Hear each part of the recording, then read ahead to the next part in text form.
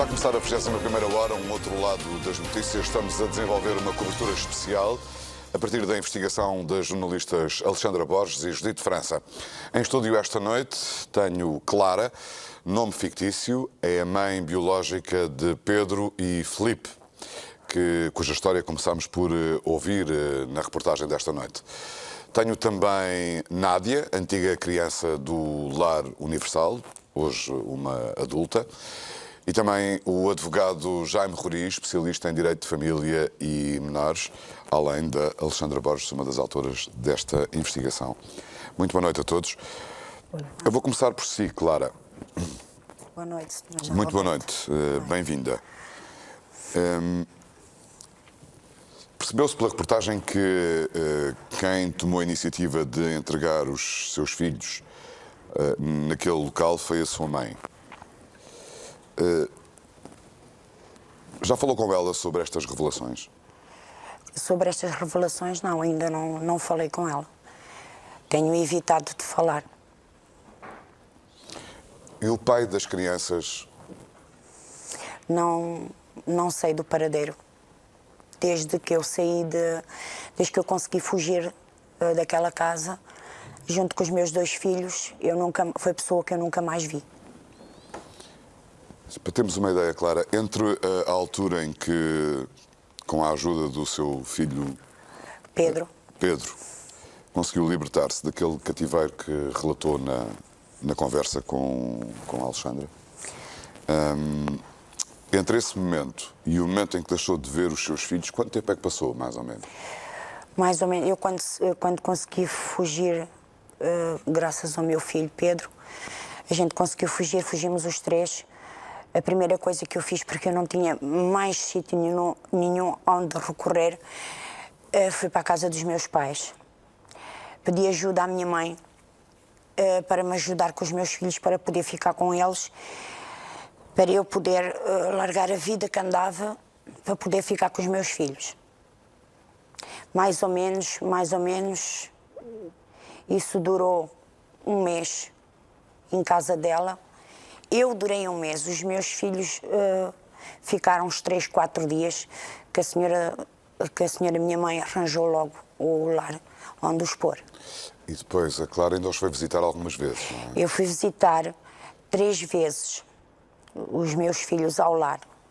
A 4ª vez, quando lá fui, foi-me dito que os meus filhos já não estavam.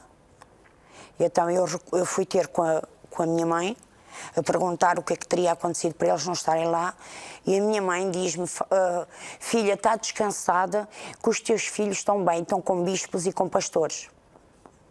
E, portanto, tem ideia, quanto tempo é que foi, mais ou menos, entre a sua fuga, sim, não é? E o momento em que deixou de ver os seus filhos, passaram quê, meses? Pronto, quando eu consegui fugir, fui para a casa dos meus pais. Sim. 3 dias de estarmos na casa da minha mãe, foi quando ela nos entregou ao lar. Eu continuava lá, eu ia para vens comigo, vamos ver os meninos ao lar, eu levo-te lá, vais ver que eles estão bem, está tudo bem. Fui lá 3 vezes. Isto no mínimo, durou, eles estarem no lar, durou 2, 3 meses. 2, 3 meses? 2, 3 meses, não foi mais que isso. E a partir daí nunca mais os viu? Nunca mais os vi até hoje. Percebe-se, e a Clara também não escondeu, que teve um percurso de vida, pelo menos, e naquela altura teve sim, um momento da sua vida particularmente difícil e a todos os níveis. O que é que já imaginou? Passaram 20 anos, não é? Sim. Claro. Tem pensado com frequência nos seus filhos? Eu, desde que os perdi, que nunca mais os vi, eu penso nos meus filhos sempre. Então, sempre estiveram dentro do meu coração. Tanto que eu dizia ao companheiro com quem eu estou a viver e à outra menina que eu estou a criar: será que eu hei de morrer e não hei de ver os meus filhos? Outra menina que está a criar, é a sua filha? De momento, sim, eu tenho ela no coração como minha filha. É a filha do companheiro com quem eu estou. Mas para mim é minha filha. E, portanto, não teve mais filhos depois do que Tenho, aconteceu? sim, tenho uma menina com 17 anos. E correu tudo mais ou menos bem com ela? Sim, sempre. Sim. E ela viveu consigo? Sim, até eu estar, enquanto eu vivi com o pai dela. Separei-me do pai da minha filha de 17 anos e mantenho as visitas dela entre ela e o pai. Sim. Entre si e o pai, não é? Sim, entre eu e o pai, sim. E isso regulado pelo tribunal? Claro. Sim, regulado por tribunal. Como é que voltou Como é que... Foi a primeira vez que foi a tribunal para regular o poder parental dessa sua filha? Foi a primeira vez que foi a um tribunal de família? A única vez que eu fui ao tribunal de família foi quando foi para regular o poder paternal da minha filha mais velha. E em nenhum momento da conversa, da audiência ou das audiências, Sim. se levantou a questão de o que é que poderia ter acontecido com os seus 2 filhos mais velhos? Não, nunca. Nunca ninguém me falou nisso. Eu já vou pedir daqui a pouco a opinião do Dr. Jaime Rodrigues, que está aqui connosco, mas gostava ainda de levantar aqui mais uma ou duas questões. Clara, que é... Há uma expressão naquela reportagem que nós ouvimos hoje, há uma expressão utilizada pela filha do Bispo Edir Macedo num culto. A Clara nunca teve nenhuma relação especial com a Igreja, ou teve? Não, nunca. Ok. Há uma expressão utilizada pela filha do Bispo Macedo em que fala da criança e diz, porque nós queríamos era dar a ela uma família e salvá-la do inferno. Ouviu esta expressão? Não, não ouvi. Acha que foi isto que aconteceu? Sabendo o que sabe, nesta altura, olhando para o seu percurso, para a sua vida, Sim. para aquilo que se sabe da vida que os seus 2 filhos tiveram, Sim. esta expressão dita por esta pessoa, salvá-la do inferno, faz sentido para si? Não, para mim não faz sentido. Não faz sentido porque eu só poderia dizer que salvou os meus filhos do inferno se eu fosse uma mãe, uma má mãe. Acho que eu fui obrigada a entrar para a vida das drogas e para a vida da prostituição, eu fui posta lá. Mas eu salvaguardei sempre os meus filhos.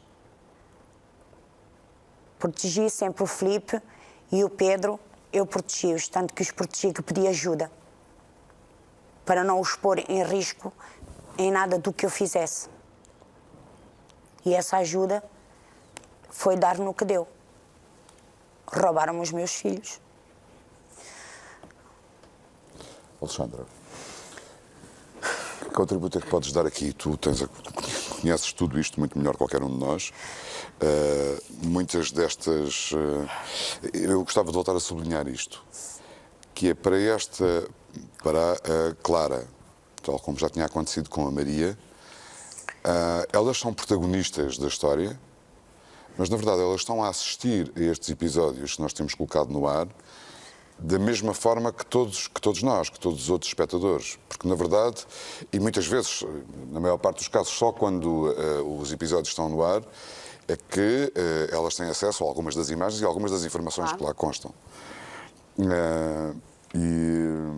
Não, gostava que nos ajudasse a enquadrar um pouco melhor esta situação, Alexandra. Elas são telespectadoras privilegiadas da sua própria vida, mas ao mesmo tempo estão a descobrir, ao mesmo tempo que todos nós, o que aconteceu.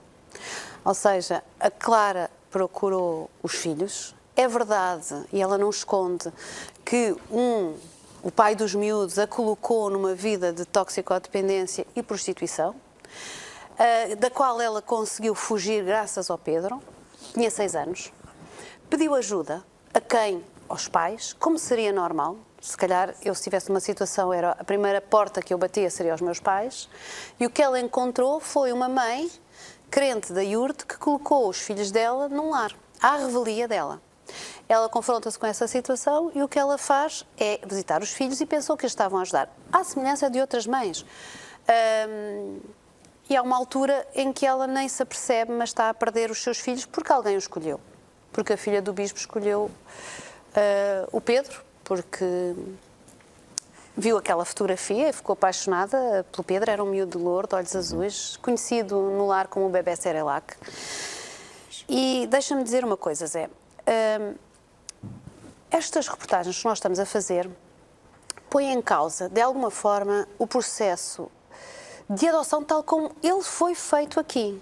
Ou seja, ninguém aqui está a contestar a adoção. A adoção é um instrumento fabuloso que existe na lei para dar segundas oportunidades a crianças que realmente têm famílias destruturadas, cujo projeto de vida passa por aí. Mas há muitas cujo projeto de vida passa Ou que perdem os pais por algum acidente ou por qualquer razão. Mas há muitas cujo projeto de vida passa por voltar à família biológica. E chama-se isso existe, portanto é um sistema de acolhimento, de promoção e proteção destas crianças, em que os técnicos estudam o que é melhor para o futuro delas, como é que está a família. Estas famílias, e todos nós tivemos alguma vez na nossa vida, situações de destruturação familiar, de estarmos mais debilitados por uma coisa ou por outra. A nossa família sofreu com isso. No caso da Fátima foram as drogas, um marido que lhe batia, etc. Uma situação dessas no meu e no teu podem ter sido outras coisas. Portanto, é muito fácil nós estarmos de fora a julgar. E por isso é que existem estas instituições, que é para dar um tempo, digamos, avaliar se a mãe consegue. E esta mãe conseguiu. Ela hoje, eu gostava de sublinhar isso porque ela hoje cria os nossos filhos. A Fátima, a Clara hoje está em casa de pessoas, podia estar na minha casa como empregada doméstica a criar os meus filhos, a quem eu entregava e confiava os meus filhos. Há pessoas que lhe entregam os filhos e que todos os dias agradecem a uma Clara por terem lá essa Clara a cuidar dos seus filhos. Ela mesmo nos mostrou com muito carinho as meninas que ela já criou. Portanto, ela saiu dessa vida, assume-a como o seu passado e deu um passo em frente. A adoção é realmente um instrumento importante. Mas aqui o que estamos a falar não é de adoção. Aqui o que estamos a falar é de escolhas de crianças e de uns processos que, passando pelo tribunal, são adoções ilegais. Porque são feitas à medida, porque são feitos bypass ao Sistema Nacional de Adoção, porque isto não é legal. E nunca foi em nenhum sítio de Portugal que eu saiba com nenhuma lei. E, portanto, não confundamos as coisas para as pessoas que vêm dizer que estamos a criticar a adoção. Nós não estamos, tal como nós estamos a criticar a IURD. Eu já disse várias vezes que se isso acontecesse com a Igreja Católica, com a Mundial, com o do Sétimo Dia, iríamos estar aqui todos reunidos a discutir outra vez esta situação. Agora, o sistema, a adoção é um instrumento para ser bem utilizado. Não é para fazer escolhas de crianças, catálogos e fotografias, não. Para percebermos um pouco melhor, podemos perceber o que é que aconteceu com o Filipe e o Pedro? Basicamente, e resumindo, a filha do Bispo Macedo vê por fotografia o filho da Clara, escolhe aquela criança e aquela criança tinha um irmão. E eles eram muito unidos, tal como a Clara pode testemunhar, até porque normalmente quando a vida é difícil, tal como na Vera, a Vera era quase maternal para os seus irmãos, era a mais velha e protegia. Tendencialmente aqui o Pedro protegia o Filipe. O que é que acontece? A filha do Bispo Macedo escolhe o Filipe e o Bispo Macedo decide que alguém tem que adotar o Pedro para ele não ficar sozinho na instituição. Mas estas crianças não estavam em fase de adotabilidade. Estas crianças tinham sido colocadas recentemente no lar e ainda nem se tinha estudado o projeto de vida delas. Não se sabia se a Clara tinha condições, se havia uma família alargada. Não estavam abandonadas. Não estavam, não. Tinha que se estudar isso. E quem decide isso depois é um tribunal. Agora, perante informações falsas, perante alguém que vai dizer que não é a Fátima, alguém que foi ao tribunal com um documento da Fátima dizer que dava os filhos para a adoção, a Fátima não diz isso. A Clara. É Clara.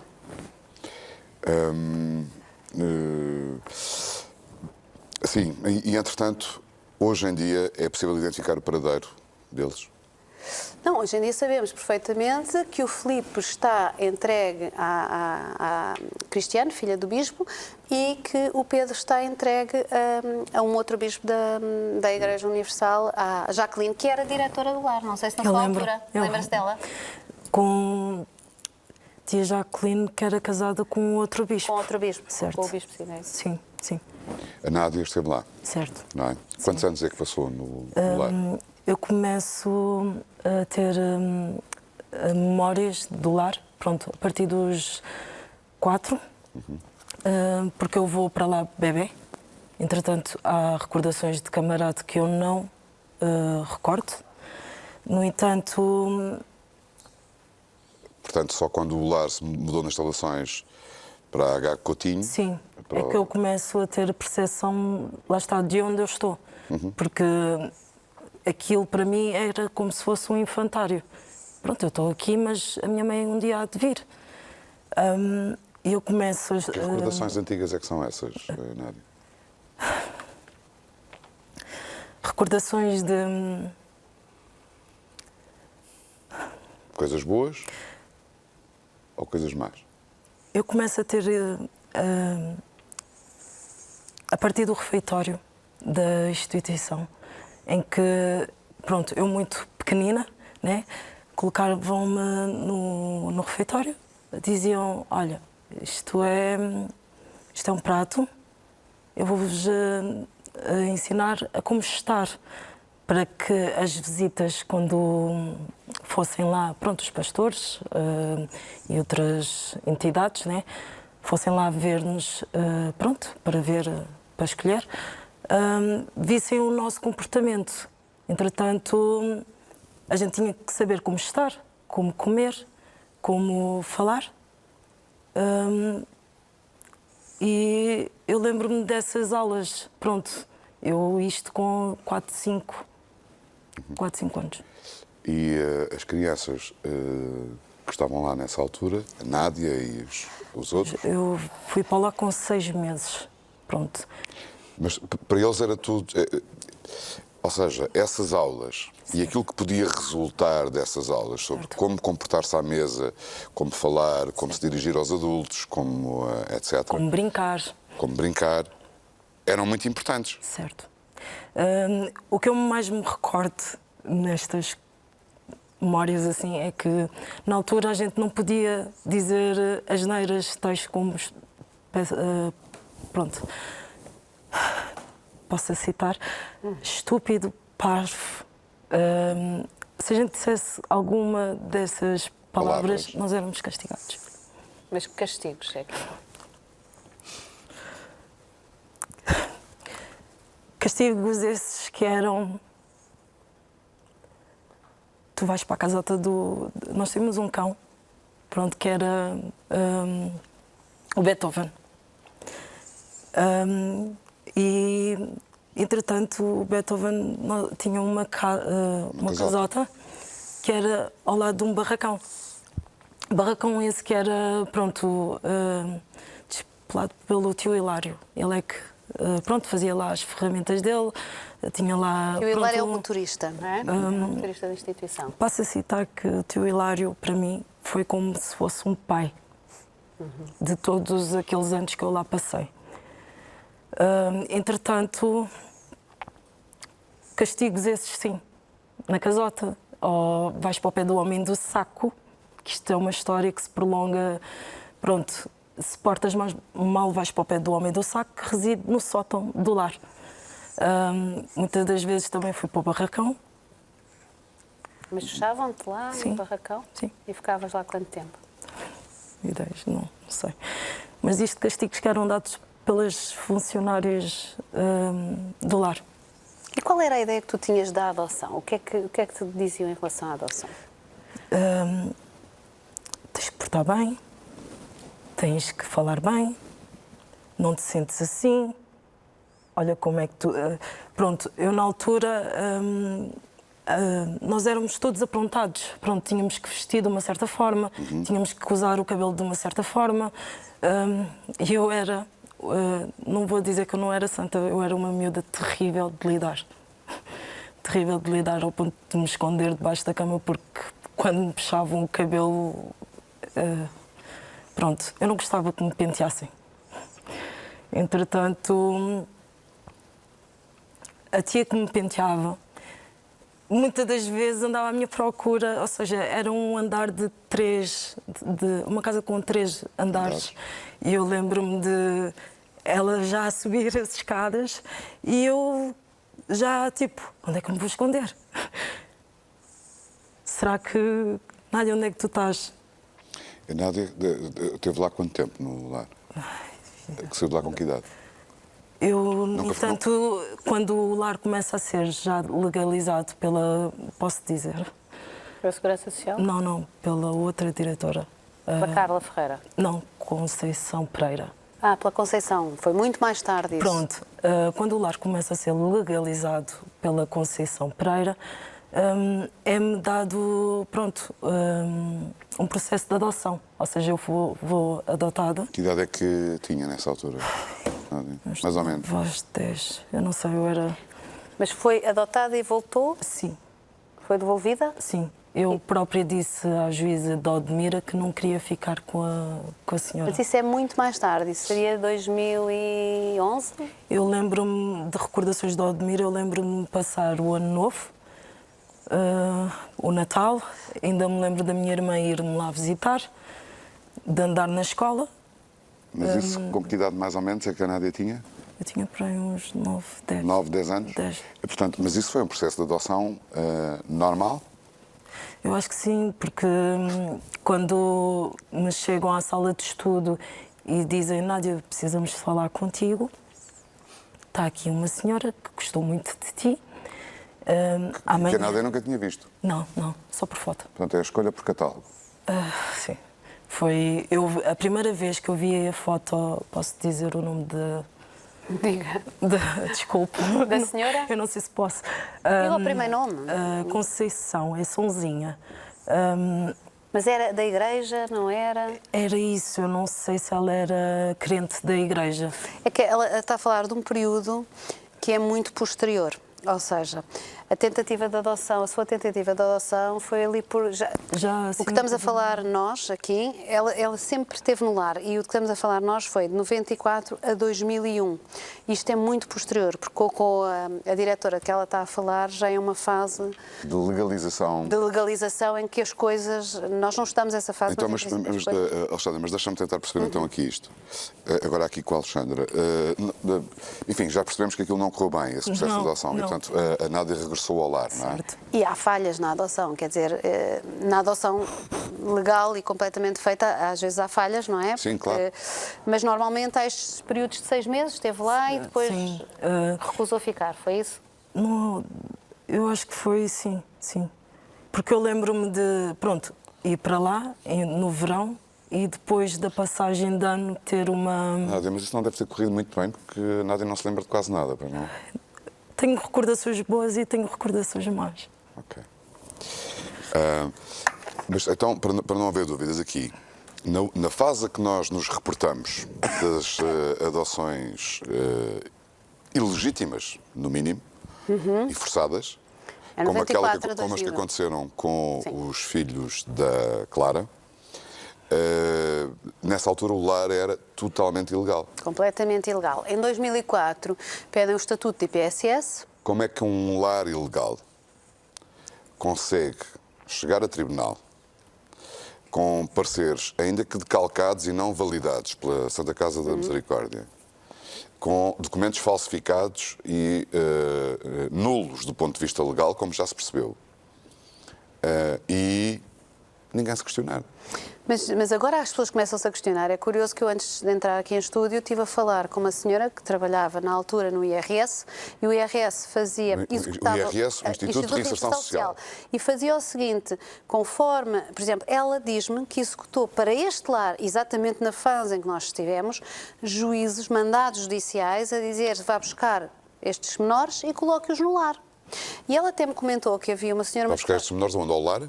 Não, às famílias. Às famílias e coloca-os vai neste colocá-los lar. neste lar ilegal. Que, na altura, as próprias técnicas, e ela estava-me a falar disso, fizeram elas próprias houve alguém no tribunal que se indagou sobre que tipo de lar é este. Elas ficavam chocadas cada vez que deixavam crianças. Estamos a falar em Camarate, mesmo nos primeiros tempos de Camarate.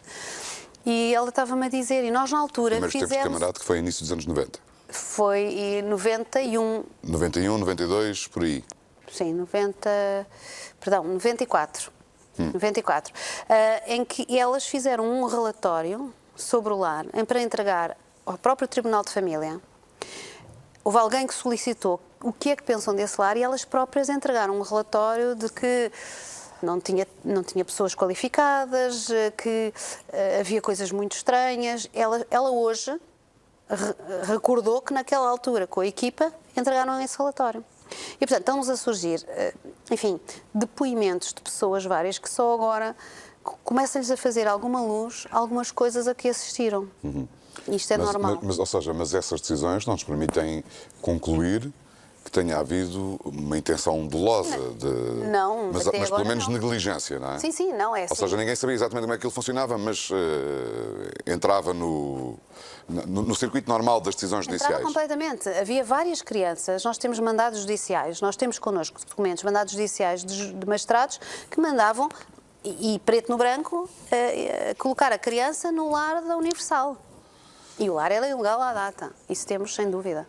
Agora, se o senhor magistrado não sabia que o lar estava ilegal, pronto, a Segurança Social deveria saber que o lar estava ilegal, porque sabia quais eram as situações, mas continuamos com o silêncio da Segurança Social, quer dizer, ninguém, parece que isto é uma questão... Eu acho que as pessoas... Mas há a possibilidade, Alexandre, de identificarmos alguns dos responsáveis envolvidos nos documentos a que tivemos acesso. Sim, sem dúvida. E também responsáveis políticos à data dos factos. Porque basta recuar e ver onde é que estavam. Quem era o Ministro da Segurança Social, quem era o Presidente do Instituto Português de Segurança Social, quem era a pessoa que estava na Santa Casa da Misericórdia, por acaso já não está viva, a senhora, mas há pessoas que são responsáveis políticos hoje em dia, bastante importantes, e que à data dos factos estavam nestes lugares. Assim, no mínimo as pessoas teriam ou que ter conhecimento, porque até já li que teria entrado uma queixa, ou então, não sei onde é que ficaram estas queixas pontuais que as pessoas que achavam tudo isto muito estranho fizeram, porque realmente não vejo nenhum responsável político dar resposta a isto. Agora, que isto é qualificável, é. Entretanto, houve uma decisão hoje da Procuradoria-Geral da República de fazer uma inspeção a si própria. Portanto, Muito bem. Uma investigação Eu a si acho própria muito sobre a si própria, no sentido às pessoas e aos procedimentos que foram Tal adotados como na a altura. Segurança Social e a Santa Casa Misericórdia deveriam fazer, Zé, porque é assim, o que é que eu agora faria como jornalista e o que é que eles devem fazer enquanto serviço? É ver as decisões, Claro. se repete o nome da técnica, Claro. será uma coincidência. Eu não acredito nestas coincidências. Se repete o nome da técnica da Segurança Social, da Santa Casa da Misericórdia, enfim, quem são estas pessoas? Enfim, há ali um conjunto... Os procedimentos. Sim. Porque, por exemplo, eu não acho normal que um tribunal como o da Clara não tenha procurado saber se na família alargada Claro. havia alguém, e é assim sempre que os tribunais fazem. Vários juízes nos telefonaram para dizer isso. Olha, eu, antes de esgotar a família biológica, tento ver quem é, porque há um tio que conviveu com a criança, porque...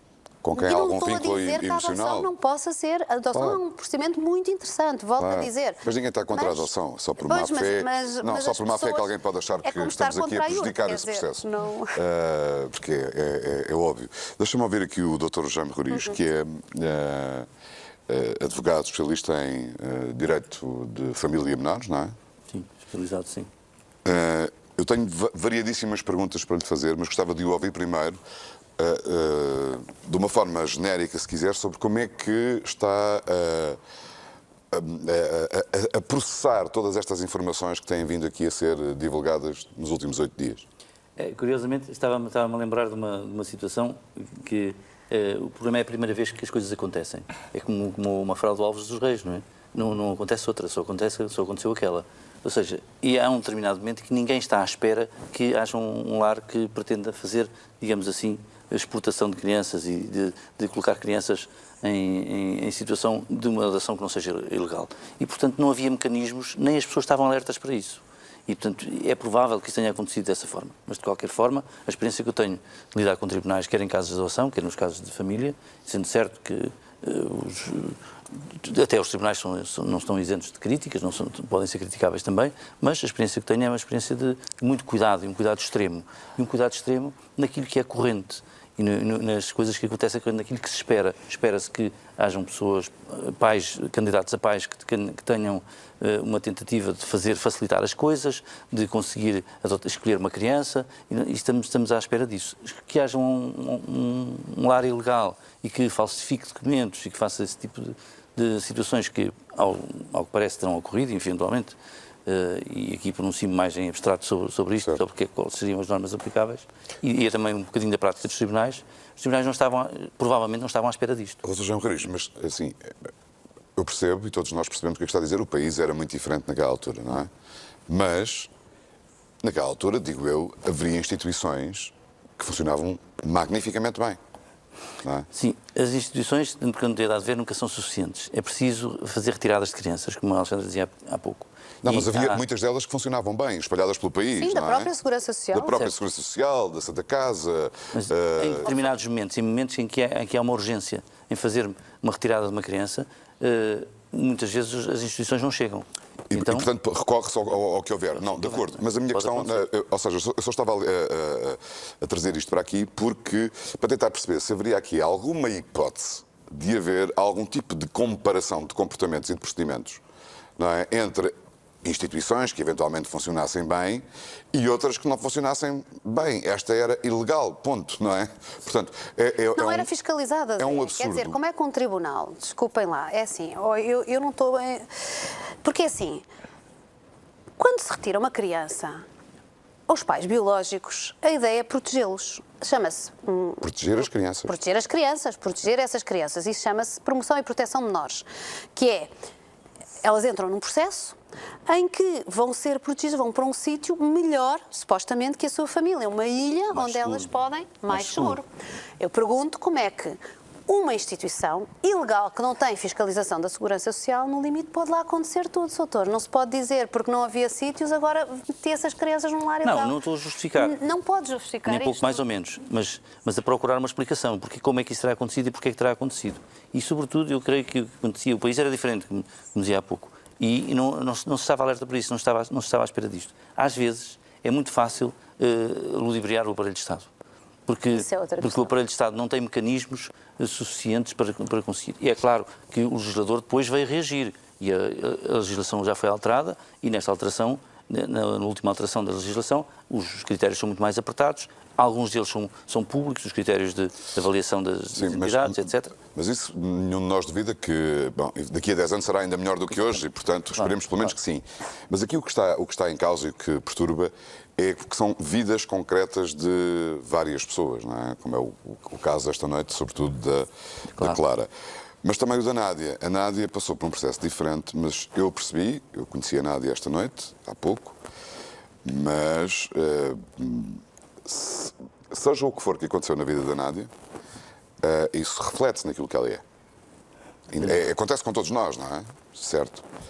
E isto leva-me, e é uma espécie de introdução, para uma questão que tem sido muito abordada e debatida, até entre nós aqui na redação, e não só, que é de que crimes é que nós podemos estar aqui a falar? Que tipo de crimes são estes que estão aqui em causa? Bom, em abstrato, já o crime de falsificação de documentos. Haverá o crime de falsificação de documentos se eu disser sempre que uma adoção não correu os termos devidos, não aconteceu como devia ter acontecido, pode ter havido o crime de falsificação de documentos. Falsas declarações. Falsas declarações, não é? E até o crime de sequestro de crianças, o sequestro de jovens e de crianças. Ou seja, quando o procedimento é ilegítimo, e nós temos aqui várias situações. Temos situações de falsificação de identidade de crianças, de nós. Temos outras de abuso de figuras judiciais, não é? Ou seja, havia pessoas que tinham legitimidade para usurpação de funções também. Para uma coisa, mas não tinham legitimidade para adotar a criança e para se comportar como se a criança fosse adotada. Usurpação de funções, no caso do lar. Usurpação de funções. De crianças que passavam temporadas, longos períodos de tempo em casas de famílias para ver se isso funcionava bem, não é? Sem ter a vida de nenhuma decisão. Mas isso à margem do tribunal, porque isso acontece normalmente assim com tribunais. Mas isto é a margem. Exatamente. Isso acontece normalmente um período de 6 meses, quando é um processo de ter acontecido tudo e nós não sabemos se aconteceu tudo. E se calhar é normal, era normal. Eu esqueci-me de... A Nádia está nervosa. Eu estou muito nervosa. Já se percebeu. Mas eu vou... Pronto. Qualquer uma pessoa nas tuas condições, Nádia, estaria muitíssimo mais nervosa do que tu. Portanto... Eu esqueci-me de... Pronto. Falar que a pessoa em questão que me adotou, ela trabalhava no Tribunal de Odmira. Em situações que eu tinha que ir sozinha para a paragem do autocarro da escola, né? E quando chegava da escola tinha que ir para a casa de uma vizinha, né? Porque estava sozinha. Então tinha que ir estudar para a casa da vizinha ou tinha que ir jantar para a casa da vizinha enquanto ela, pronto, ficava fora. Ou seja, hoje em dia, vendo a situação que eu passei, eu vejo que ela não tinha, pronto, podia ter financeiramente as E podia ter condições vontade. para meter e podia ter-me adotado, mas E podia ter vontade, psicologicamente... e podia ter vontade disso, Sim, não é? mas psicologicamente ela não estava bem. Sem tirar o facto de, pronto, de ter muitas boas recordações e boas intenções. Intenções dela. Pronto, sim. de querer ser mãe, sim. Ou seja, Nádia, toda a gente já percebeu que estás numa situação difícil porque houve uma pessoa que foi generosa, Certo. não é? Em relação a ti. Essa generosidade nem sempre tiveste na tua vida. Não. E bolas. É. Não correu bem, Não é? não é? É verdade. E, portanto, a Nádia depois regressou Regressei. ao lar. Não, eu ainda fui para um lar de Beja, onde encontrei uma outra amiga que também estava nesta instituição. Porque ela, entretanto, cresceu e já não podia regressar. Os lares têm idades, não é? Sim. E ela, Certo. entretanto, já teria mais idade. Entretanto, fui para um lar de Beja, só que, entretanto, voltei para a minha irmã, para onde a minha irmã estava. E é quando a gente vai para outra instituição, as duas. Pronto. E, de facto... Mas quanto tempo estiveste ali no lar da Iurde? Avenida H. Coutinho? Sim. Foi dos 6 até aos 12, 13. E nesse período nunca foste passar assim temporadas em casas de bispos ou pastores? Eu recordo-me de ir para a casa de tias. Eu não sei se a outra senhora em qual, quando eu fui para a igreja, se ela era obreira ou se era... Já não... É porque começa-se a desvanecer, entende? E com tudo o que se passa, assim... E, por exemplo, nunca foste para o palco da Igreja Universal? Várias vezes. Várias. Ao palco. Palco da Palco, Igreja palco. Universal era uma prática, eram os meninos do O lar palco serem da Igreja exibidos Universal. Vejam estas em crianças, todo o vosso dinheiro vai para aqui. Era a forma de A justificar. educação, pronto, o vosso dinheiro vai para a educação delas, vai para o vestimento, vai... Estamos aqui a ajudar a criar a vida e o futuro destas Sim. crianças, é isso? Sim. Mas elas em palco. Temos fotografias disso. Portanto, É. Eu Exibisse exposição tenho pura. memórias disso. como é que era, qual era a sensação? Que memória é essa que tens? Tu tens memórias muito fragmentadas, não é? Fotográficas. E tens alguma dificuldade em estabelecer uma linha de tempo, Certo. não é? Nada. É muito... São memórias que é... Já da falaste gente... com algum especialista sobre isso? Deixa-me perguntar-te assim aqui, assim Especialista que ninguém não. está a ouvir. Não. Não, eu... Acho que talvez fizesse sentido, talvez te ajudasse. Guardo. Talvez te ajudasse, não é? Pois. Se me permites a sugestão. Não, agradecida. Agradecida. Mas essas memórias, por exemplo, do que é que sentias, não é? Como é que te sentes agora olhando para essas memórias? Porque pode... De seres exibida. Hoje em dia eu já olho e digo... Posso. Não precisas dizer nomes. Eu acho que você devia ter vergonha. É isso que eu tenho a dizer. Eu acho que você devia ter vergonha. Eu acho que você devia ter vergonha e você devia... Em vez de chamar Deus, você devia olhar para você próprio, para os seus erros. Porque não foi justo para nenhuma das nossas... Para a minha mãe, para a Clara, para a Maria, para outras Marias, terem passado aquilo que a gente passou. É só isso.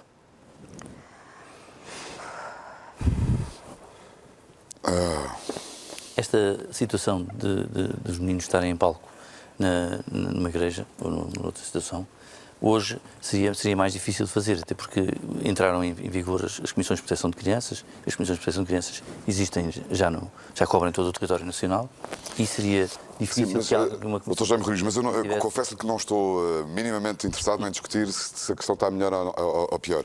Porque perante os relatos, os testemunhos e a percepção que se está a construir, ao mesmo tempo, pelos próprios envolvidos em tudo isto, e eu acho que agora acabamos de ter mais uma demonstração disso mesmo. Bom. As pessoas que estão envolvidas nisto não sabiam que estavam envolvidas nisto.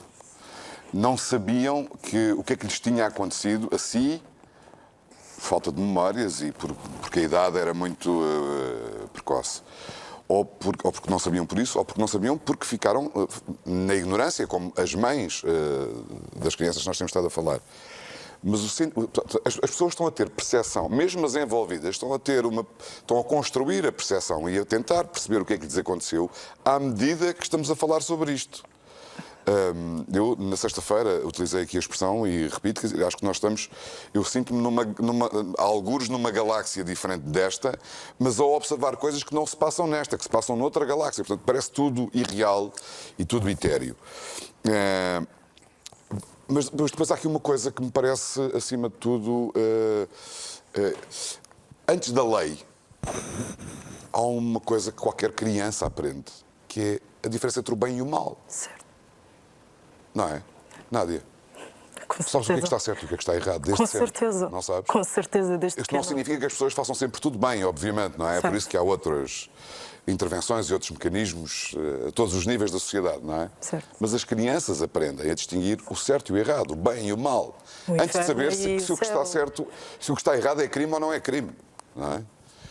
E não tenho a sensação de que aqui houve muita gente que tinha a obrigação de saber a diferença entre o bem e o mal, independentemente se era crime ou não era. A lei é apenas uma expressão disso que acabou de dizer. A lei é apenas uma expressão da vontade, enfim, será isso que a lei é. Mas, efetivamente, muitas pessoas tinham obrigações de fazer um cheque e duplo cheque que não fizeram. E isso, até antes da lei, vem bom senso, não é? Mas, como eu dizia, as instituições às vezes são monstruosas, não é? E são muito difíceis de se mexer. E nas instituições, olhar para aquilo que não é o objetivo, é muito difícil. Mas nós percebemos isso, e até pelo silêncio que se tem instalado, percebe-se que, enfim, que há todo o tipo de reservas, de dúvidas, de angústias, e foi tudo há muito tempo, e tudo mudou muito. Mas a eventual prescrição de crimes é uma questão que deve ser abordada aqui. Porque os crimes têm datas de prescrição, não é? São todos essas prescrições são diferentes consoante o tipo de crime. Sim, exatamente. Mas, por exemplo, no caso de sequestro, qual é que é a prescrição? Prescreve ao fim de quantos anos? 15 anos. 15. 15 anos. Portanto, provavelmente, nos casos que nós temos aqui conhecimento, Não prescreveu. aplicando uma leitura assim, rápida e imediata, podíamos dizer, se houve sequestro, isso se prescreveu. Bom, não será bem assim. Pode não ser bem assim, porque a contagem da prescrição começa a contar quando o crime deixa de se cometer. Quando E o crime deixa de se cometer quando? Bom, o crime deixa de se cometer... Vamos imaginar alguém, por hipótese, não vou... Sim. Enfim, alguém que tenha sido subtraído à sua família, que tenha tido um percurso completamente à margem dos circuitos legais e, portanto, para todos os efeitos, tenha sido sequestrado e privado da sua... do direito a ser ele próprio. Sim. Não é? O que é uma violação da Carta Universal dos Direitos do Homem também. E direito à família. E dos direitos da criança, e de tudo. Ou seja, independentemente do Código Penal, há um conjunto de convenções que são violadas quando começamos a olhar para isto, não é?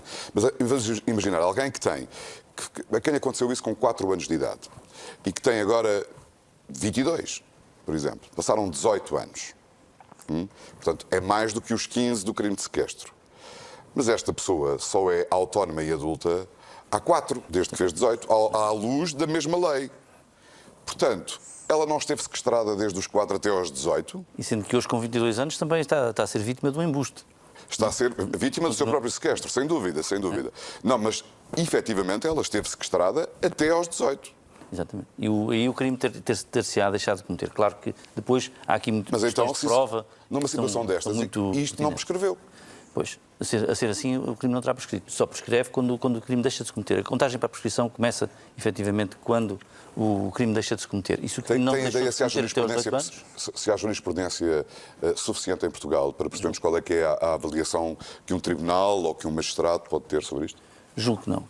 Aliás, em Portugal, pois, há o legislador, mesmo na lei da prescrição, vem referir que, no seu número 5, um número que já foi editado mais tarde, que nos crimes contra a liberdade e contra a autodeterminação sexual de pessoas menores de idade só prescrevem, se outro prazo não se for aplicável, quando os menores atingirem os 23 anos. E, portanto, essa prescrição pode só começar a contar muito mais tarde, já na maioridade. Aqui, estas situações não são situações que ocorram muito e são situações raras. Pesquisei alguma jurisprudência e sobre isto são situações novas. Mas quando é que o crime deixa de se cometer? É quando a pessoa faz os 18 anos? Que tem autodeterminação para poder... A pessoa, aos 18 anos, deixa de haver pelo menos o crime de sequestro de menor, porque ele deixa de ser menor. Claro, não é? agravado. Mas pode haver na mesma um crime de sequestro. Até porque, eu como dizia, ele é vítima de um embuste. Se ele não sabe o que é que se passou... Deixa-me colocar aqui uma situação que nós nunca enfrentámos em Portugal, mas há vários exemplos no mundo. E alguns deles muito dramáticos e muito famosos. Enfim, não me lembro exatamente agora de todos os dados, mas, por exemplo, o famoso da Áustria, da Natasha Campos. Sim, Natasha Campos. Se aquilo que aconteceu com a Natasha Campos tivesse acontecido em Portugal, o seu sequestrador não poderia ser condenado, não poderia ser julgado? Claro que podia ser condenado. Apesar de terem passado mais de 15 anos? O crime, se bem me recordo da situação de Natasha Campos, o crime deixou de se cometer no dia em que ela conseguiu fugir. Claro. E ela já era maior. Adulta. Julgo que não é? já era maior. 24 ou mais. Mas ela disso, estava não é? sequestrada. Só que, claro, haveria aí depois de concurso de crimes, porque ela teria sido sequestro de menor. Enfim, desconheço a lei austríaca sobre essa matéria. Sim, mas depois era um sequestro na mesma. Não sequestro de uma pessoa adulta, mas era um sequestro, não é? E sempre que um crime se comete, depois cometem-se vários crimes. Porque Zé, A diferença é que a Natasha Campos estava trancada em casa, impossibilitada de se movimentar, e estas pessoas psicologicamente impossibilitadas de foram sair dali. maniatadas com Eles julgam que são. um conjunto de mentiras. São aquelas pessoas e não são outras. Não é?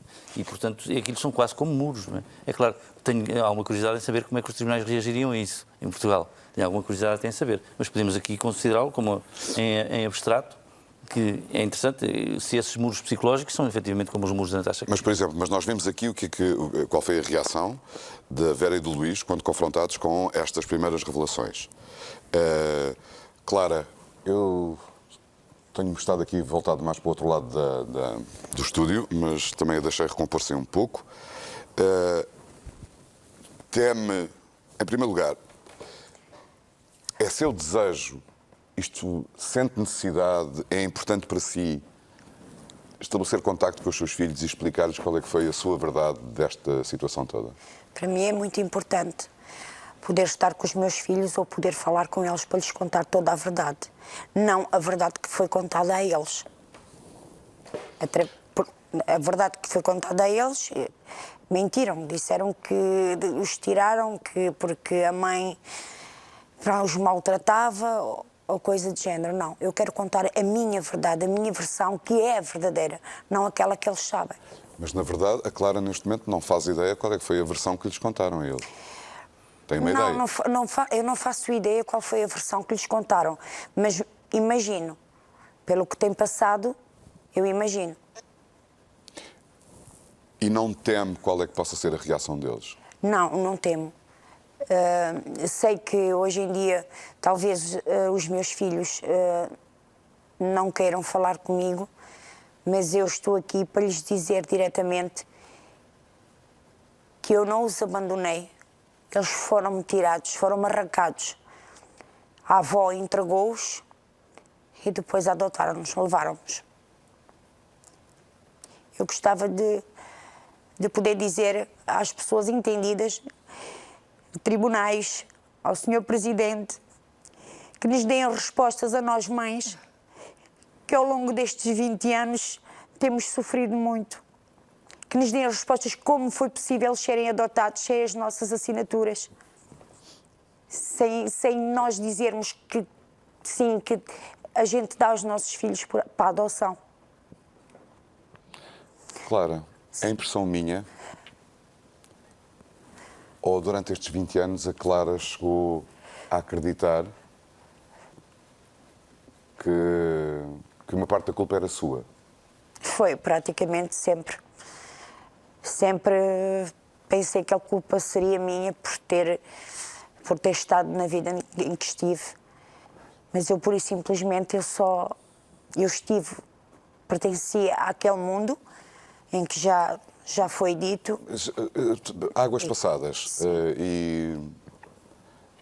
Mais uma vez, o seu testemunho como uma pessoa capaz de superar as suas circunstâncias difíceis, tal como também já ouvimos aqui da Maria, que acompanhámos nos últimos dias.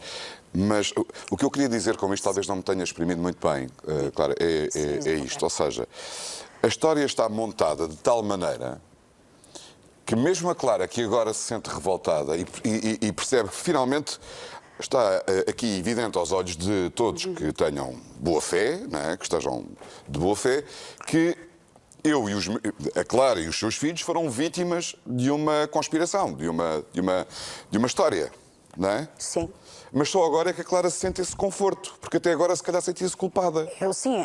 Eu sentia-me culpada desde que fui contactada pela TVI. Me perguntaram se eu era a mãe, se eu tinha 2 filhos, que era o Filipe e o Pedro.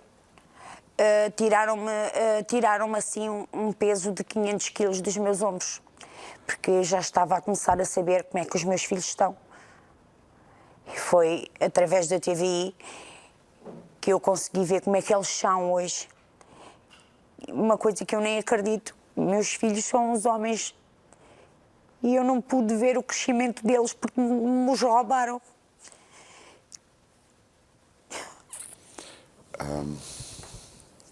Alexandra, tu tens desenvolvido as conversas com estas pessoas. Não sei se fui claro com aquilo que eu estava aqui a querer questionar, ou seja, que estas pessoas transportaram consigo uma culpa. Claro.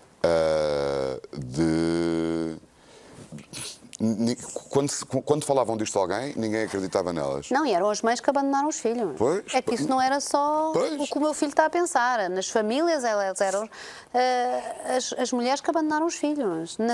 Nas festas de família eram apontadas como as mulheres que não... E isto é de uma... É tão grotesco, mas é igualmente a falta de respeito que este país está a demonstrar por estas mulheres, a mim, deixa-me... Eu não sei o que é dizer, Zé, porque é assim, esta mulher tem o direito de saber quem é que foi a um tribunal com o seu bilhete de identidade que a TVI provou que ela perdeu na altura, dar os filhos dela para a adoção. Mas o que é isto? Doutor Jaime Rodrigues, tem direito, não tem? Esta mulher tem o todo o direito. direito. Esta mulher, eu sou mãe, Zé, tu és pai, é assim, esta mulher tem o direito, por exemplo, de não se escudarem atrás de era normal, não havia instituições e puseram os filhos dela numa instituição ilegal e roubaram-nos e desapareceram.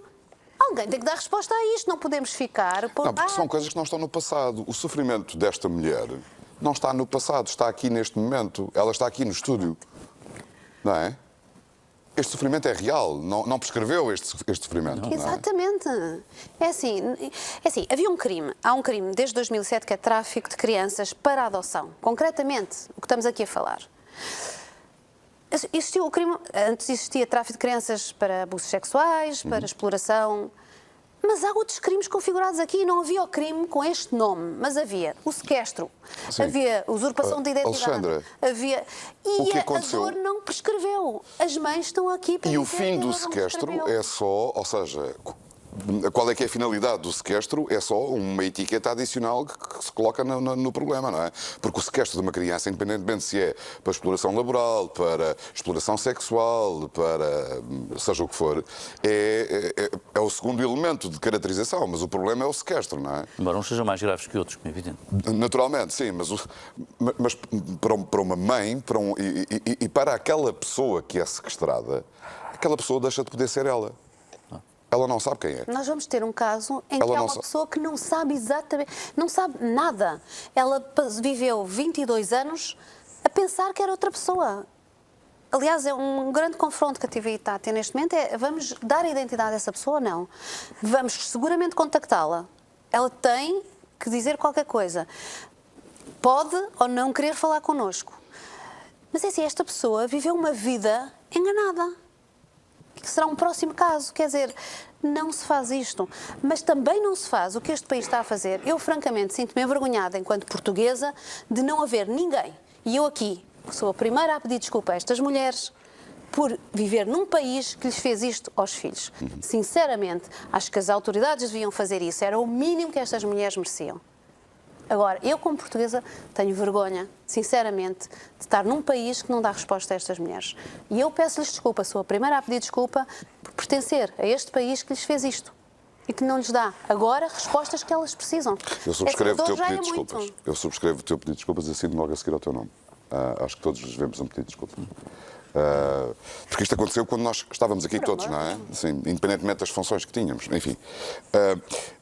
Deixem-me só sublinhar aqui, Dr. Jaime Rodrigues, sublinhar aqui mais uns dados. Escolha por catálogo.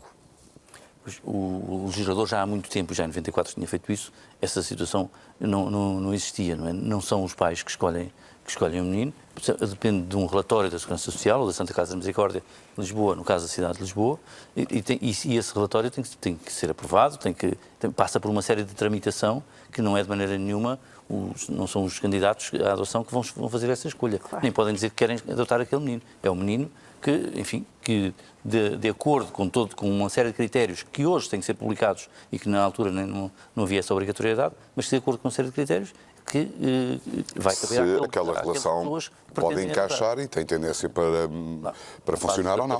Com fases de adaptabilidade, etc. Mas não são de maneira nenhuma os candidatos à adoção que vão escolher. Há muitos anos não são, já não era assim em 94, já não era assim em 91. A adoção serve às crianças, não serve pais que não podem ter filhos. Os processos de promoção e proteção, como a Alexandra há pouco dizia, são processos feitos a favor da criança. Aliás, foi aberto um processo de promoção e proteção a favor da criança.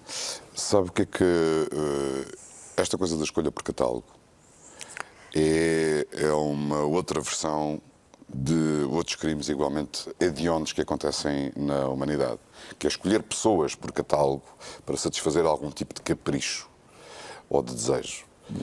E a escolha por catálogo é algo de absolutamente perturbador para, julgo eu, para a maioria das pessoas. Dizemos assim, bom, é criminoso dentro daquilo que nós todos achamos que é um ilícito, penal e que é algo que deve ser... Eu já nem coloco nessa...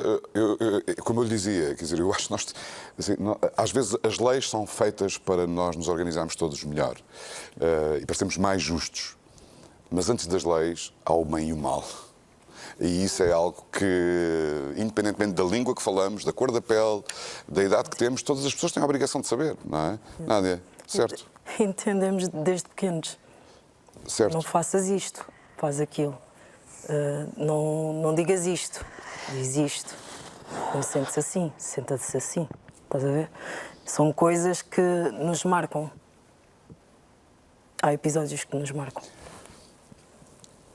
O teu início de vida foi difícil. Certo. Certo, Nádia? Uma das coisas que eu nunca me vou esquecer são as visitas da minha mãe. O esforço que, mesmo doente, ela se levantava, ela rezava o terço dela, ela vestia-se, podia estar doente, mas levantava-se e ia ver os filhos. Eu tinha um irmão que, mesmo estando no norte, ela ia. Que idade é que ele tinha? Meu irmão, lá está, também foi muito novo. E... Já morreu ele? Não. Não. Quem morreu foi a minha irmã, uma que eu nunca cheguei a conhecer. E uma das coisas que me ficaram marcadas das visitas da minha mãe era esta frase: a mãe um dia leva-te para casa. Eu comecei, lá está, eu muito nova, eu comecei a me questionar porque é que a minha mãe tem que ir embora, porque é que eu tenho que ficar e eu não posso ir com ela. Isso nunca aconteceu, pois não, nada? Eu tenho vagas memórias, lá está, eu era tão pequena que a única memória que eu tenho de ir para casa é estar no comboio e eu ter o medo de pular Pronto, ela dizer, anda, anda. E eu dizer, estou com medo, porque, pronto, era Da plataforma, do Sim. comboio para Sim. a plataforma. Certo. Nesta estação. Era a única recordação. E importa aqui referir uma coisa, que a Ordem dos Advogados há muito tempo tem vindo dizer isto. Em todos os processos das crianças deveria ser obrigatória a constituição de advogado. É? Em todos os processos de crianças deveria ser obrigatória a constituição de advogado. Porque as pessoas, como a mãe da Nádia, têm dificuldade em entender no meio dessas coisas. Se tivesse havido um advogado nomeado obrigatoriamente a essa mãe, efetivamente ele teria defendido os interesses daquela pessoa, ainda que fosse um advogado nomeado pelo Estado, enfim. Não, claro.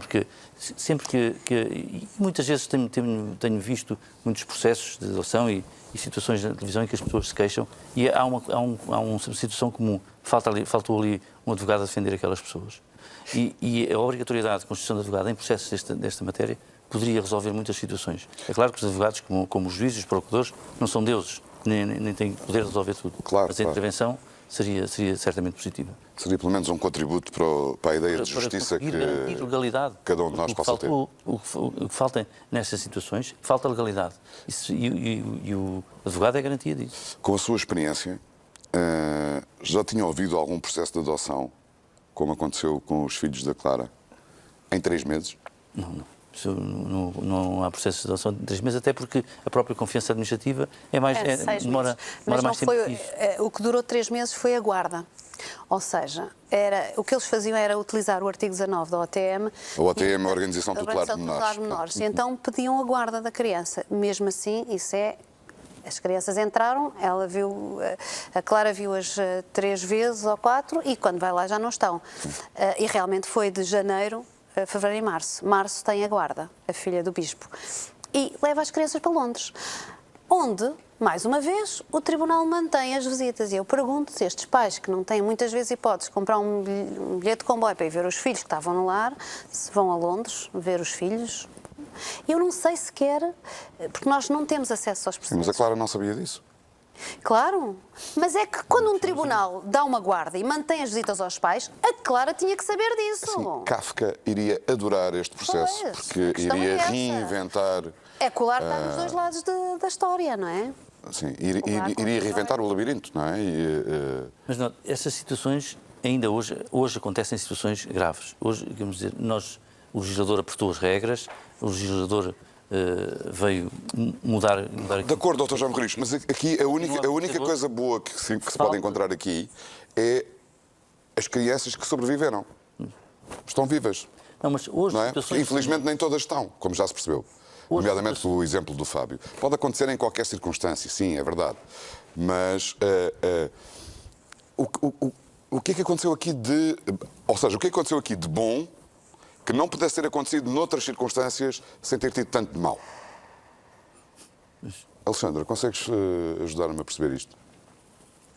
Houve alguma coisa de bom neste processo que tu tenhas conhecimento até agora, que não pudesse ter, independentemente da generosidade inicial das pessoas ou daquilo que as move, enfim, não quero entrar por juízos de intenção por aí, mas é assim, o que é que aqui,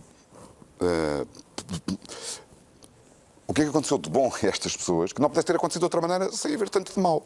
Sem afastar as mães, sem mentir, sem falsificar, sem manipular, não é? Era possível disso ter acontecido? Seguramente,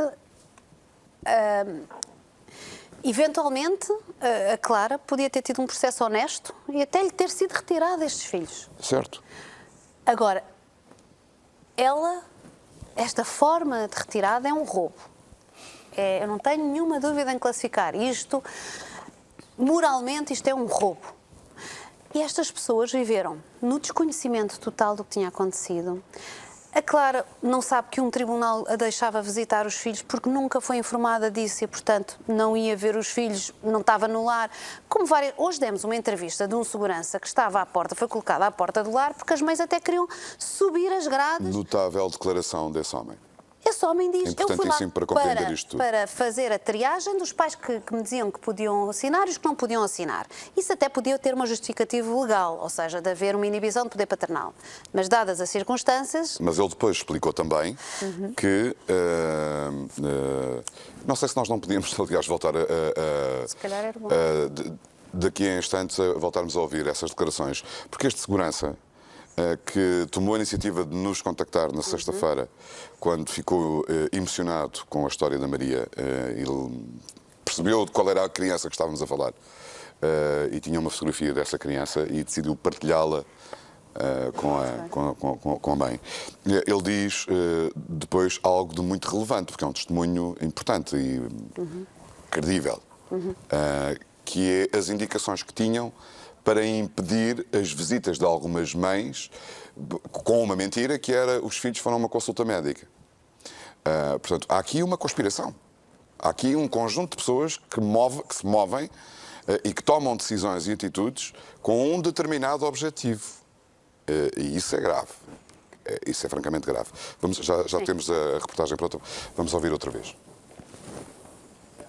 Foi trabalhar como segurança para o lar da Igreja Universal, já na Avenida Almirante Gago Coutinho, no final dos anos 90, porque alguns pais criavam problemas à porta. Os pais queriam ver as crianças à força, queriam ir buscar essas crianças. Houve, inclusive, que me disseram que houve pais que saltaram a vedação para tentar ir buscar, indignados com toda a situação que se estava a passar, porque não havia esclarecimentos de nada. Os pais eram como se fossem nada ali. António, nome fictício, esteve ligado à IURD entre 1990 e 2003. No lar, as ordens eram claras. Algumas mães, previamente escolhidas, não podiam visitar os filhos. As mães que não poderiam ver os filhos, a ordem que nós tínhamos que dizer é que eles tinham saído para uma consulta médica. Mas não, as crianças estavam lá dentro e todas eram instruídas a portarem-se bem sempre que havia visitas. Podiam ter sorte e ser adotados, diziam. Alguns chegavam a ir 1 ou 2 semanas para a casa de bispos e pastores e depois regressavam ao lar. Aquilo era mais escolha por catálogo. Paravam as crianças, todas bonitinhas, todas bem aprontadas e depois eram tiradas fotografias e eram enviadas. Era um entra e sai de crianças a experimentar. É desta que eu gosto, é esta que eu vou levar e pronto. E adotava-se. Adotava-se e em tempo recorde, porque, segundo António, havia pessoas nos lugares certos. Vimos que havia membros da igreja que pertenciam à Segurança Social. As outras instituições, como pessoas do governo, que também muitas das vezes iam lá dar ofertas. António tratava Fábio por Fabinho, hábito no lar, tal como Catarina, porque todos diziam que Fábio estava muito doente. Quando ela me disse que o Fabinho era seropositivo e depois deixou de ser, e eu, na minha boa fé, venho com a ideia de que era algo bom trazer à comunicação e à comunidade médica aquele acontecimento, partindo do pressuposto que haviam exames, não é?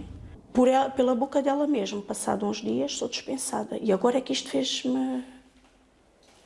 Deu-se o clique e eu percebi que se calhar foi por isso, foi incómoda. Catarina casou com um pastor, andou pelo mundo a evangelizar, mas tal como António, as ordens para não terem filhos fê-la afastar-se da igreja.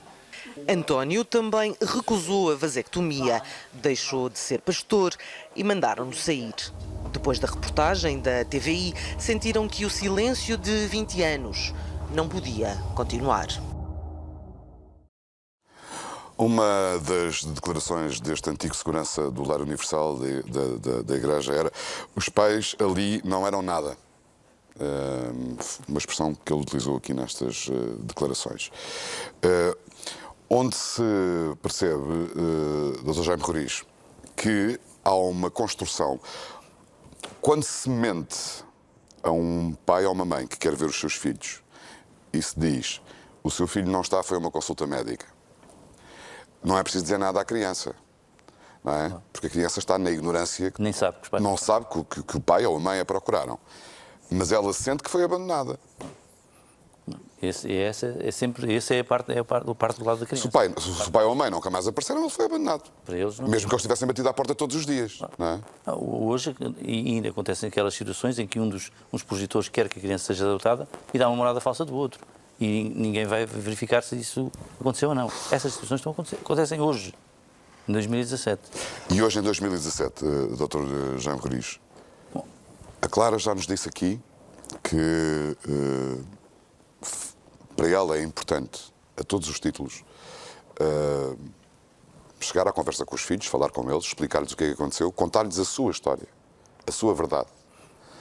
E é isto, não é, Clara? É assim, Sr. José Alberto. O que é que ela pode fazer? Ou seja, em abstrato, sempre que alguém é prejudicado, sempre alguém é prejudicado por se ter contornado a lei, por se ter contornado uma disposição legal, a pessoa tem direitos e consegue perseguir quem a prejudicou. Nomeadamente, há a responsabilidade civil, e essa responsabilidade civil extingue-se em prazos mais alargados até que os da responsabilidade criminal e, inclusivamente, até para os ilícitos, que casos haja, de falsificação de documentos e de usurpação de funções, etc. E do ponto de vista penal, se há uma situação em que ela é prejudicada por uma ação penal de alguém, pode sempre constituir-se assistente e fazer um pedido de indenização civil e fazer esse pedido de indenização civil. É claro que não lhe vai devolver os filhos. Sim, não. A Clara tem o direito de explicar a sua história às duas pessoas que gerou, não é? Que são os seus filhos. Como é que mecanismos jurídicos é que ela pode acionar? Ela vai ter com um advogado, imaginemos. Tem resposta para isto, Clara? Sabe o que é que há de fazer agora ou não? Não sei o que fazer. E sendo que precisava de ajuda para isso? Sinto que preciso de ajuda. Ou seja, vamos imaginar que a Clara constitui um advogado, não é? Sim. É para fazer o quê? Assim, qual é que é o instrumento jurídico? Qual é que é o documento? Qual é o procedimento que ela vai acionar? Sobre quem? Para explicar isto aos filhos.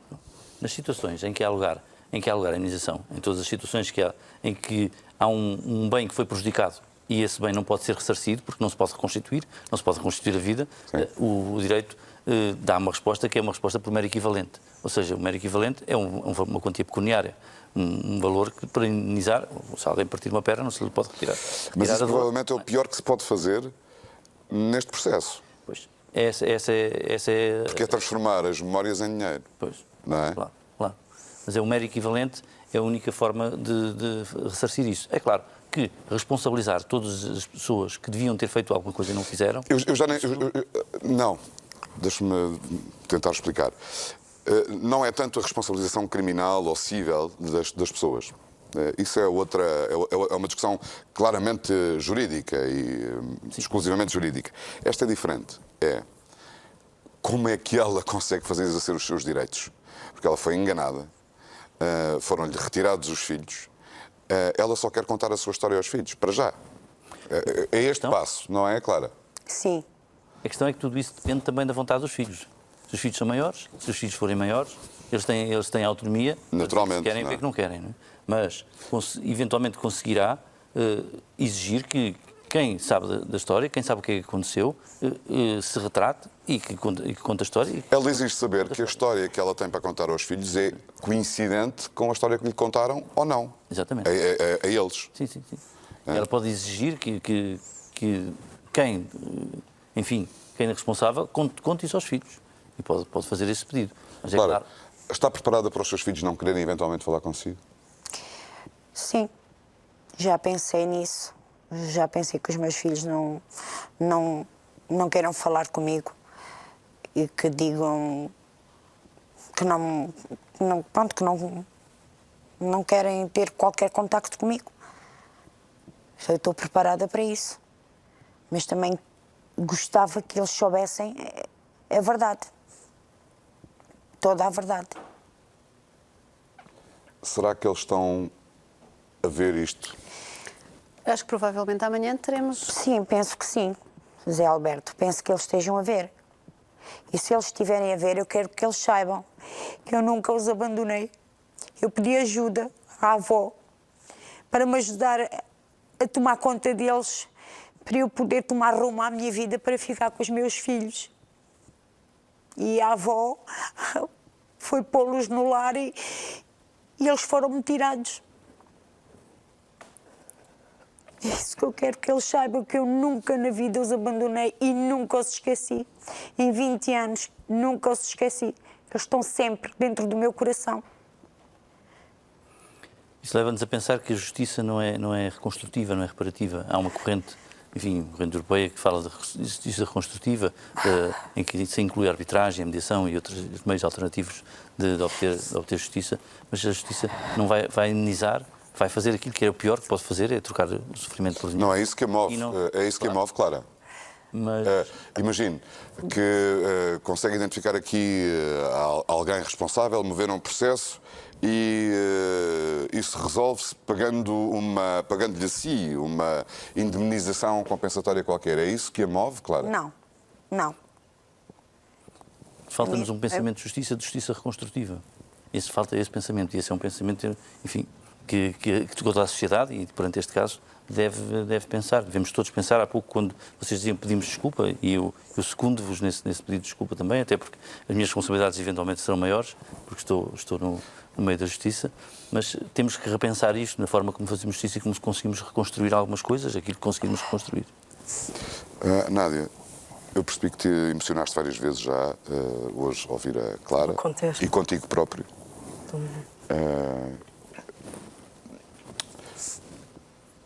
Consegues imaginar... Tu gostavas de ter ouvido algo parecido com isto que a Clara disse agora, não gostavas? Gostava. Se bem que eu, depois de ter saído da instituição, eu ainda passei, graças a Deus, e dou graças a Deus, de poder ter conhecido um pouco melhor da senhora que me fez mulher que sou hoje. E eu não tenho palavras para o que ela esteja a sentir. Não. Hoje, quando eu cheguei aqui e ela me mostrou a foto do bebê, supostamente Cerelac, eu tenho algumas... Lá está... algumas imagens. E eu só tenho a lamentar. Porque não é justo. Não é justo. Tu tens quantos anos, Nádia? 24. 24. Como é que imaginas... O que é que tu desejas para a tua vida? Hoje. Desejo ser feliz. Que ainda não encontrei. Sinceramente. É uma grande resposta, Nádia. Alexandra, nós estamos aqui...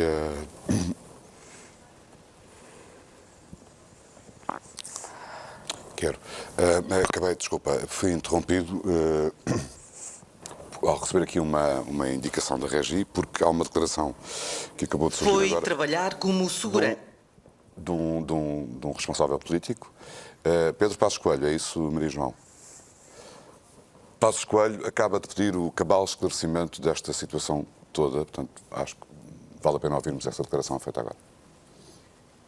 Recentemente foi trazida à colação pública aspectos que são também dramáticos, que mancham procedimentos que foram adotados no passado relativamente a mecanismos da adoção e que precisarão, estou certo, de um cabal esclarecimento e, além de um cabal esclarecimento, que merecerão, com certeza, conclusões legislativas e reformistas a pensar no futuro, para que o que quer que tenha permitido que coisas tão terríveis como aquelas que nos são relatadas possam voltar a acontecer.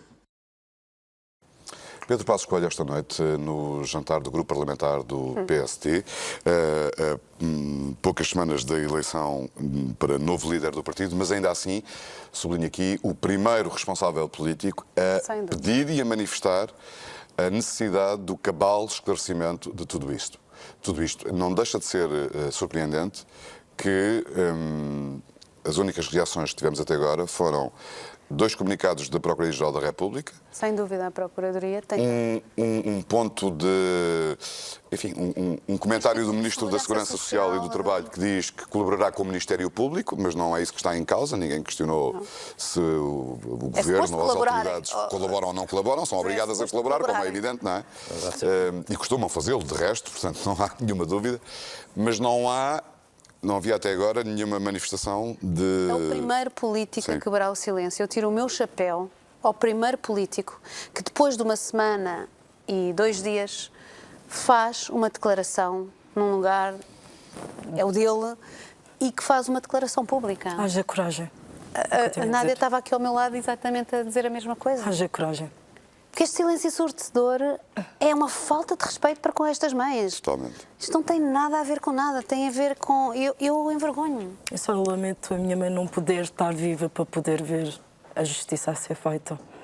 E se algum dia ele tiver a coragem de poder entrar em contacto com vocês, a primeira coisa que faça é pedir perdão ao sofrimento das suas mães. Estás a falar de alguém em concreto, Nádia? Estou a falar em geral da Clara, da Maria, da minha mãe. Mas estás a dizer que o responsável da igreja devia fazer isso? Sim. Vamos falar do Bispo Se Edir ele Macedo. tiver a coragem e se tiver a dignidade, se diz ser tão homem de Deus, que ele tenha a dignidade de poder vir falar. O que parece evidente de todos os relatos que nós temos ouvido é que há sofrimento em muitas pessoas. E quando há sofrimento, não costuma haver coisa boa. Não conheço nenhum sofrimento que advenha de coisas boas. Agradeço-vos muito. Eu queria só, para concluir, pedir uma resposta aqui à Clara, da mesma maneira que perguntei à Nádia.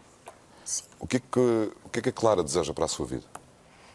O que eu desejava era poder ter contacto com os meus filhos para eu poder viver uma vida feliz, para me sentir bem comigo própria, que ao longo destes anos eu nunca me senti. Tanto que as pessoas que me conhecem referem-se sempre que eu tenho um olhar triste, que tenho um sorriso amarelo, que eu faço sorrisos amarelos. Se as pessoas soubessem o porquê de eu ter um olhar triste, sorriso amarelo, eu tenho muita infelicidade dentro do meu coração. Até Por causa dos meus filhos.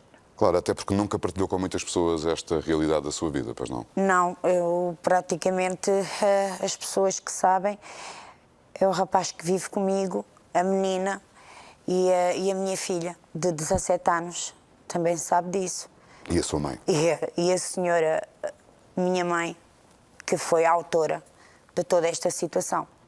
Se a minha mãe me pudesse ter ajudado, ter dado a mão, eu hoje estaria com os meus filhos. E assim os perdi. Não os tenho comigo. Obrigado, Clara. Obrigado, por ter Zé Alberto. vindo esta noite. Obrigado pela sua coragem. E obrigado também a todos pela participação neste programa de hoje. Vamos prosseguir amanhã com esta investigação O Segredo dos Deuses, das jornalistas Judite França e Alexandra Borges. Uma investigação que vamos desenvolver, pelo menos, isso era o plano inicial, até ao final desta semana, mas com o material que está a ser recolhido, logo veremos o que é que se pode desenvolver. Muito obrigado, boa noite, até amanhã.